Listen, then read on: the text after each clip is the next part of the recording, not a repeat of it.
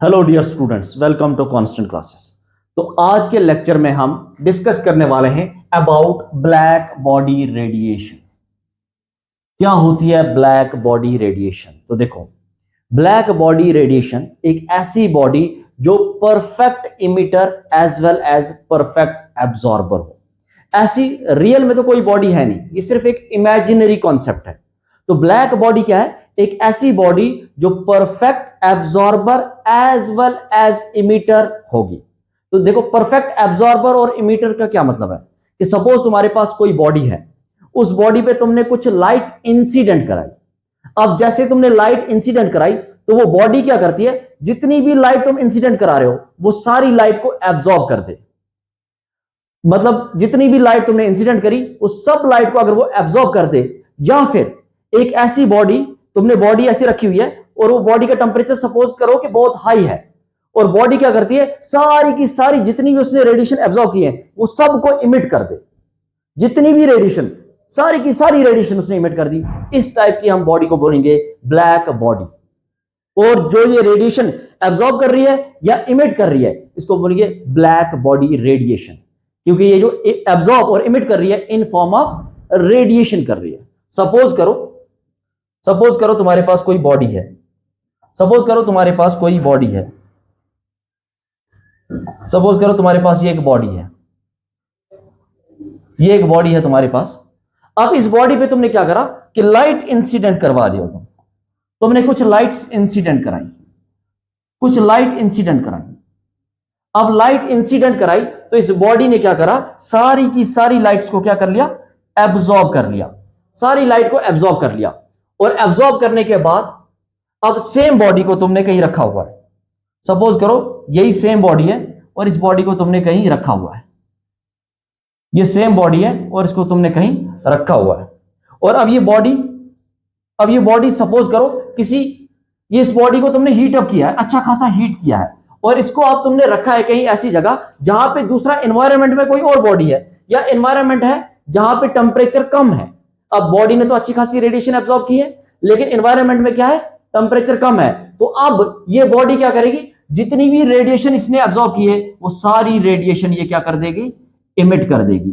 तो इस टाइप की बॉडी को हम बोलेंगे ब्लैक बॉडी। और जो ये रेडिएशन एब्जॉर्ब कर रही है, या फिर ये जो इंसिडेंट लाइट, या जो हमने इंसिडेंट किया था, जो इसने एब्जॉर्ब किया, या फिर जो लाइट इसने इमिट की, इसको हम बोलेंगे रेडिएशंस। और ये रेडिएशन कौन शो कर रहा है, ये एक बॉडी शो कर रही है जो परफेक्ट इमिट और परफेक्ट एब्जॉर्ब कर रही है। इस टाइप की बॉडी को हम बोलेंगे ब्लैक बॉडी। और जो इसने इंसिडेंट या जो इसने रेडिएशन एब्जॉर्ब करी, जो इसने रेडिएशन इमिट करी, इनको बोलेंगे हम ब्लैक बॉडी रेडिएशंस। इनको हम बोलेंगे ब्लैक बॉडी रेडिएशंस। अब ब्लैक बॉडी के बारे में थोड़ा सा समझते हैं। सपोज करो कि तुम्हारे पास एक बॉडी है, यहां पे एक बॉडी है।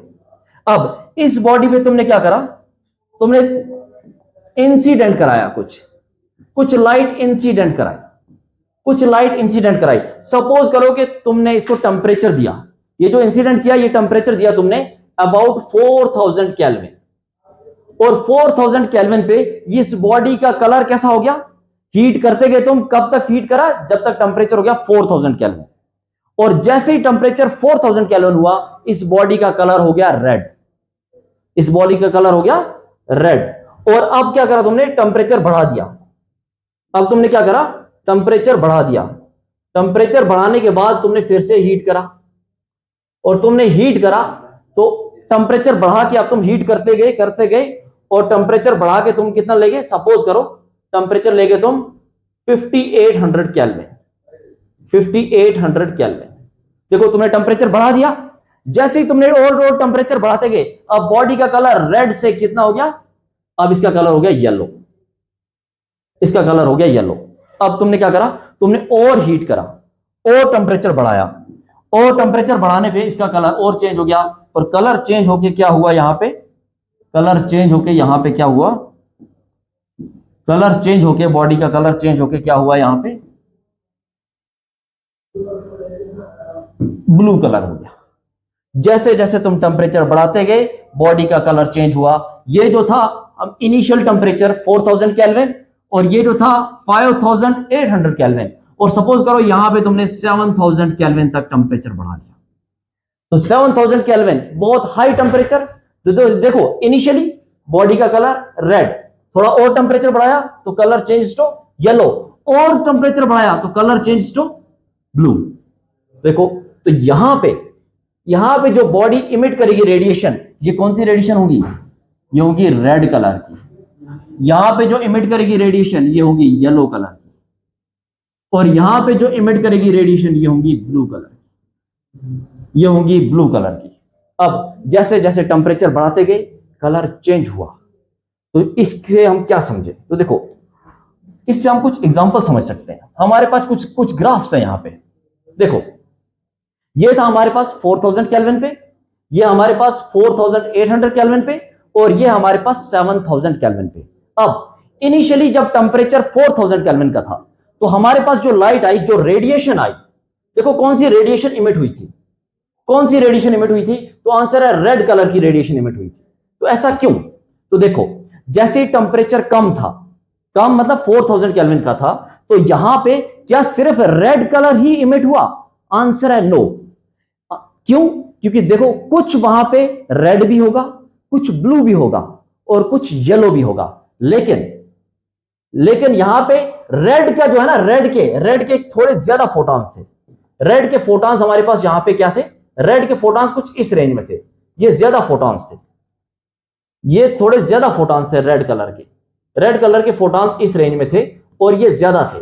हो सकता है यहां पे थोड़े बहुत किसके हो?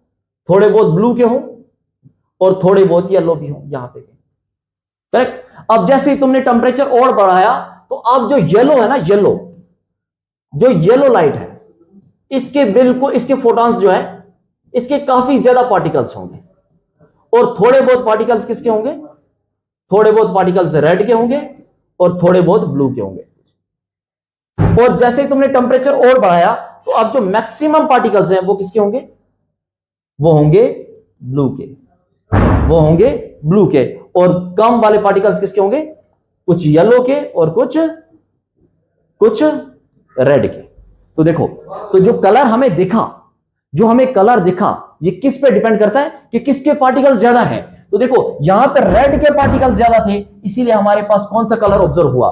Red colour. और जैसे टेम्परेचर बढ़ाया तो यहां पे येलो के पार्टिकल्स ज्यादा थे, इसलिए हमें कौन सा दिखा? Yellow colour. और जैसे हमने और टेम्परेचर बढ़ाया तो हमारे पास कौन से पार्टिकल्स ज्यादा थे? ब्लू के, तो कलर भी कौन सा दिखा? ब्लू दिखा। अब देखो ये जो ग्राफ है ना, ये वेवलेंथ वर्सेस एनर्जी का ग्राफ है, वेवलेंथ वर्सेस एनर्जी का ग्राफ है। तो देखो यहां पे रेड के जो पार्टिकल्स है, और यहां पे इस पे एक्सट्रीम एंड पे क्या होंगे? एक्सट्रीम एंड पे क्या होंगे? एक्सट्रीम एंड पे बहुत कम पार्टिकल्स हैं, और रेड के पार्टिकल्स देखो ज्यादा हैं। तो रेड के पार्टिकल्स ज्यादा हैं, लेकिन इसकी वेवलेंथ देखो, यहां पे वेवलेंथ मैक्सिमम है, यहां पे वेवलेंथ मैक्सिमम है, यहां पे वेवलेंथ मैक्सिमम है, और एनर्जी क्या है? एनर्जी कम है। लेकिन यहां पे देखो एनर्जी बढ़ गई, लेकिन वेवलेंथ क्या हुई? वेवलेंथ कम हुई और एनर्जी बढ़ गई, वेवलेंथ कम और एनर्जी बढ़ गई। अब इस ग्राफ में भी देखो, देखो यहां पे वेवलेंथ मैक्सिमम है और एनर्जी कम है, लेकिन यहां पे देखो, यहां पे एनर्जी कितनी बढ़ गई, लेकिन वेवलेंथ और ज्यादा कम होगी, वेवलेंथ कम और एनर्जी मैक्सिमम। सिमिलर इस ग्राफ में देखो, देखो ये ग्राफ और सटक गया अंदर की तरफ, तो ये मतलब इसकी एनर्जी बहुत ज्यादा है। देखो एनर्जी कितनी है? बहुत हाईएस्ट एनर्जी है, लेकिन वेवलेंथ बहुत कम है।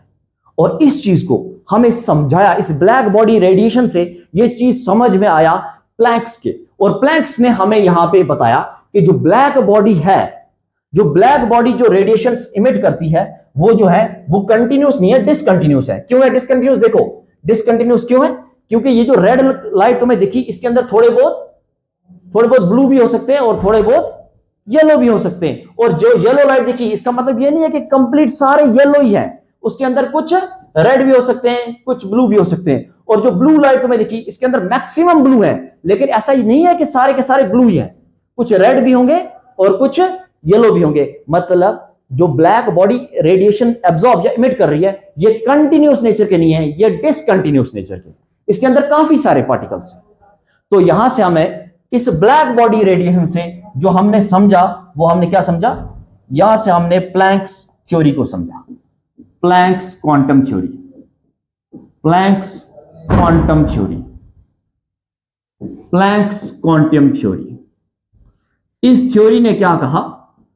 इस थ्योरी ने सबसे पहला पोस्टुलेट यही कहा, the black body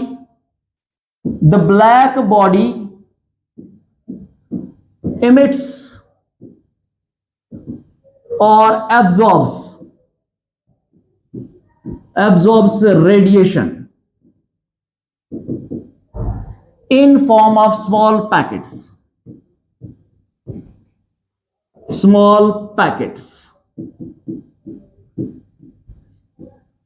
or bundles known as quanta। तो सबसे पहला पॉइंट क्या कहा कि जो ब्लैक बॉडी जो रेडिएशंस इमिट कर रही है या एब्जॉर्ब कर रही है, ये छोटे छोटे पैकेट्स में कर रही है, ये कंटिन्यूस नेचर की नहीं है, ये बंडल्स में कर रही है, और उन्हीं का नाम दिया हमने क्वांटा। तो क्या है कि जो ब्लैक बॉडी है, ये जो इमिट कर रही है या एब्जॉर्ब कर रही है रेडिएशन, ये कंटिन्यूस नेचर के नहीं है। मतलब हम कह सकते हैं द इमिटेड या एब्जॉर्ब्ड, द इमिटेड और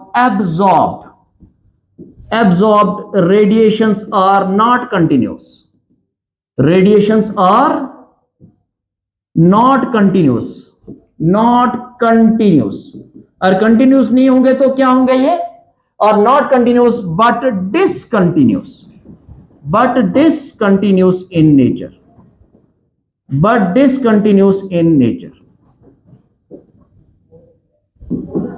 ओके। तो सबसे पहला पॉइंट कि जो ब्लैक बॉडी इमिट और एब्जॉर्ब करेगी रेडिएशन, ये स्मॉल पैकेट्स में करेगी। स्मॉल पैकेट्स में क्यों करेगी? क्योंकि ये जो रेडिएशन है ये डिसकंटिन्यूअस इन नेचर है। और इसने एक बहुत इंपॉर्टेंट यहां पे बात बोली, इसने ये देखा, देखो यहां पे अगर हम इन ग्राफ्स को देखें, देखो अगर एनर्जी बढ़ रही है तो वेवलेंथ कम हो रही है, सॉरी यहां पे वेवलेंथ कम थी। अगर एनर्जी बढ़ रही है तो वेवलेंथ कम, अगर एनर्जी बढ़ रही है तो वेवलेंथ कम। यहां पे देखो अगर वेवलेंथ बढ़ रही थी तो एनर्जी कम, मतलब energy is inversely proportional to wavelength. तो ये इसने अपनी थ्योरी में कहा, क्या बोला कि जो एनर्जी है, energy of photon is inversely proportional to wavelength, and energy of photon, दूसरी बात क्या कही? energy of photon is directly proportional to frequency.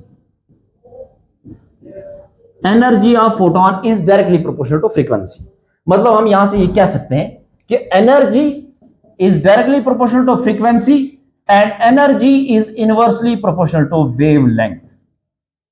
अगर एनर्जी होगी मैक्सिमम तो फ्रीक्वेंसी भी होगी मैक्सिमम और वेवलेंथ होगी मिनिमम, या फिर अगर एनर्जी होगी मिनिमम तो फ्रीक्वेंसी भी होगी मिनिमम और वेवलेंथ होगी मैक्सिमम। और ये हमें वैसे भी पता चला, देखो जब हमने ब्लैक बॉडी को हीट किया था तो सबसे ज्यादा एनर्जी वाला कौन था? तो आंसर है ब्लू लाइट सबसे ज्यादा एनर्जी वाला था। उसके बाद था येलो, उसके बाद था रेड। और हमने लास्ट क्लास में देखा था वेबग्योर, जब हमने पढ़ा था वेबग्योर में हमें पता है यहां से जहां जाते समय वेवलेंथ बढ़ रही थी और एनर्जी कम हो रही थी, राइट। तो देखो रेड लाइट जो है, रेड कलर इसका वेवलेंथ मैक्सिमम है तो एनर्जी इसकी मिनिमम, और एनर्जी मिनिमम मतलब फ्रीक्वेंसी मिनिमम। और अभी हमने देखा जो रेड आया था बहुत कम एनर्जी पे आया था, बहुत कम फ्रीक्वेंसी पे आया था। कितने पे आया था? 4000 केल्विन हीट करने पे। और देखो जैसे जैसे तुम यहां जा रहे हो, यहां पे वेवलेंथ मैक्सिमम है और यहां पे आते आते एनर्जी मैक्सिमम है। तो देखो रेड के बाद येलो की एनर्जी ज्यादा होगी और येलो से भी ज्यादा एनर्जी ब्लू की होगी, इसीलिए ब्लू जो आया, ये आया था ब्लू कितने पे आया था? ब्लू आया था 7000 केल्विन पे। तो इसकी एनर्जी ज्यादा तो इसकी फ्रीक्वेंसी भी ज्यादा, और इसकी वेवलेंथ सबसे कम। और यहां देखो इसकी एनर्जी, येलो की एनर्जी कितने पे आया था? 5800 केल्विन पे। मतलब इसकी एनर्जी थोड़ी सी ब्लू से थोड़ी सी कम। देखो एनर्जी यहां से यहां जाते हैं, हम यहां से यहां जा रहे हैं तो एनर्जी कम हो रही है, मतलब ब्लू की ज्यादा, येलो की उससे कम, रेड की उससे कम। और ये हम पहले भी साबित कर चुके हैं कि energy is inversely proportional to wavelength. लेकिन प्लैंक्स ने क्या बोला कि energy is directly proportional to frequency and inversely proportional to wavelength. और प्लैंक्स ने अपनी एक इक्वेशन दी, E is equals to H nu. E is equals to H nu, और H जो है ना, H है यहां पे प्लैंक्स कांस्टेंट। H क्या है यहां पे? Planck's constant. और H का जो वैल्यू होता है, ये वैल्यू हमें पेपर में पता होना चाहिए। ये होता है 6.626 इंटू 10⁻⁻34 जूल सेकेंड। ये हमारे पास वैल्यू होता है प्लैंक्स कांस्टेंट। और प्लैंक्स की इक्वेशन हमें अब से याद हो जानी चाहिए, वो है एच न्यू। और हमने लास्ट क्लास में एक रिलेशन पढ़ी थी, C बराबर था न्यू इंटू लैम्डा। तो न्यू किसके बराबर होगा? तो अगर यहां से हम न्यू निकालें, न्यू किसके बराबर होगा? C by lambda. तो इसको उठाओ और इस इक्वेशन में पुट करो, तो E बराबर हो जाएगा H, न्यू की जगह क्या लिख सकते हैं हम? C by lambda. तो हमारे पास सारे वैल्यूज हैं। H का वैल्यू हमें पता है 6.626 इंटू 10⁻⁻34 जूल सेकेंड, और C का वैल्यू है 3 इंटू 10⁸ मीटर पर सेकेंड। ये हमारे पास C का वैल्यू है। C is speed of light. तो यहां पे ब्लैक बॉडी रेडिएशंस क्या होती है, उसको एक्सप्लेन कितने ढंग से किया और किस साइंटिस्ट ने किया, उसका नाम है प्लैंक्स। और प्लैंक्स ने अपनी एक इक्वेशन दी, E is equal to H nu, जिसको हम लिख सकते हैं E equals to H C by lambda. H Planck's constant, C speed of light, और लैम्डा इज वेवलेंथ। तो आई होप ये वीडियो अच्छा लगा हो। वीडियो अच्छा लगा है तो वीडियो को लाइक, शेयर और चैनल को सब्सक्राइब करना ना भूलें। Thank you.